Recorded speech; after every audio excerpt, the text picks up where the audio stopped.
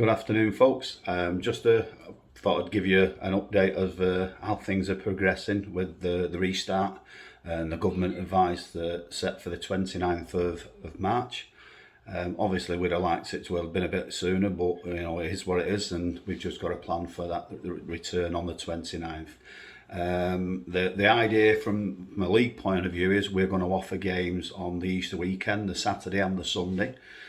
So obviously those fixtures will be coming on the website within the next 7 to 10 days. I'd like to have got them on a little bit sooner, but unfortunately I'm still waiting on a couple of the venues to find out whether or not they're going to be available to open. These 3 venues I'm waiting on. Droylsden, they've now confirmed that they won't be open on that Easter weekend. Hotwood Hall I'm still waiting to hear about, and Oasis Academy. So as soon as I've got that information, then I can generate the fixtures for obviously the age groups that use them there. There is the opportunity, as I put a post on our media site the other day, to extend one of the bookings till 5 o'clock on the Saturday. It's the possibility we're still going to do that, but obviously again I'm just waiting on some more information coming back, and as soon as I get that information, then obviously I can update the website accordingly. With regards to the 11-a-side fixture, both John and Jill have been working on them over the last month or so. I do know he's released his fixtures for April, and obviously in due course he'll be moving some more.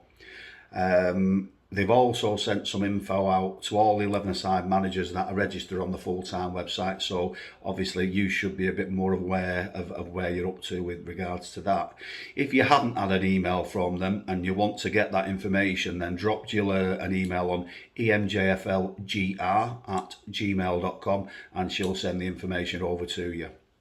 Moving on, like I say, about fixtures 7s to 12s, I'll get them on the website in due course, hopefully within the next 7 to 10 days. The under 7s, you'll notice we've now 7s and 8s, in fact, we've got fixtures on for the Easter weekend, which is the 3rd and the 4th, and the following weekend we start with cup fixtures. Now, because the cup fixtures are being generated, we've done something we don't normally do. Normally don't do a progressive draw, but this year, to save time, we've done a progressive draw. So if you go onto the cup schedule, you'll know if you win your first game who you're going to get in the second round. And the reason we've done that is, like I say, is generally to save some time. What you will notice, and I'll get inundated with it, there will be no additional fixtures put on for April. When I say there's no additional fixtures, there'll be none put on until the week before. Obviously, I need to know who progresses in the cup, so I can generate the next lot of fixtures.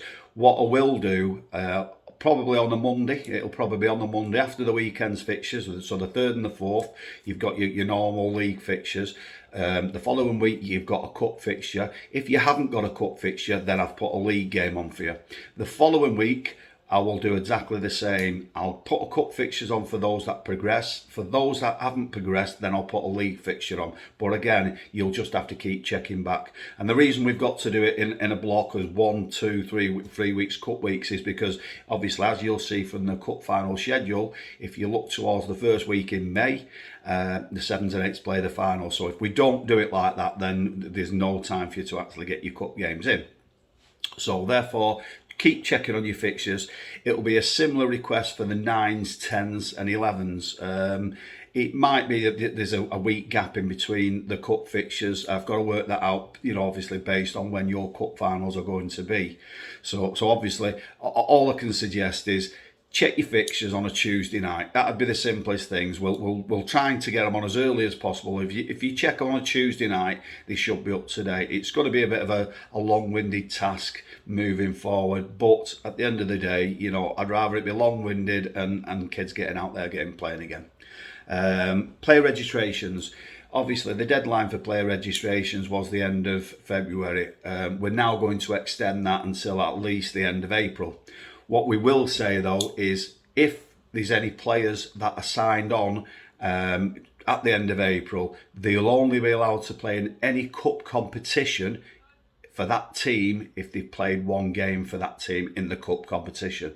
Okay, what we don't want is players signing on for a team who made a cup into a cup final, and obviously, all right, my team haven't. So you've got to have played for a team in a cup to be able to play in the cup final. So the deadline will be extended to the end of April. Just a word of warning, there should be some stuff going on the media sites in due course. Whole game system has had a bit of a radical change.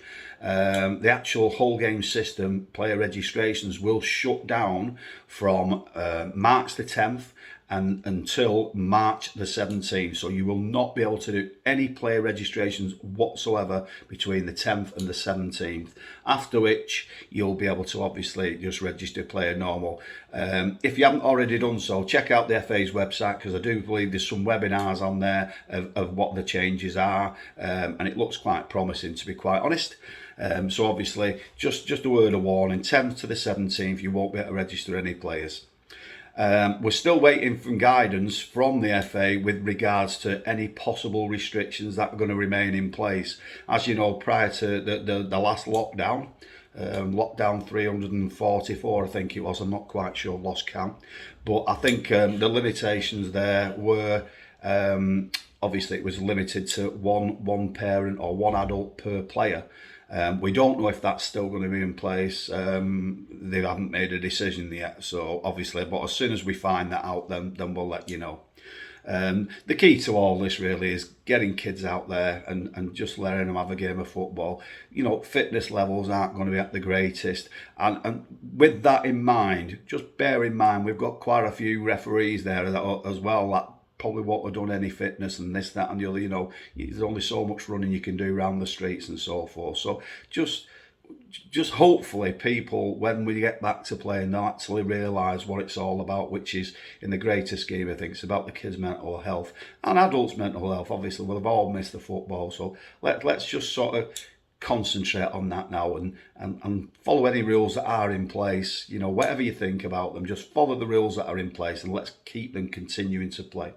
Okay, if there's anything else I need to add in the next week or so, then obviously I'll update you as soon as possible. In the meantime, hopefully get yourself sorted, get your teams right, and then obviously we're ready to go from the first weekend in April. Thank you.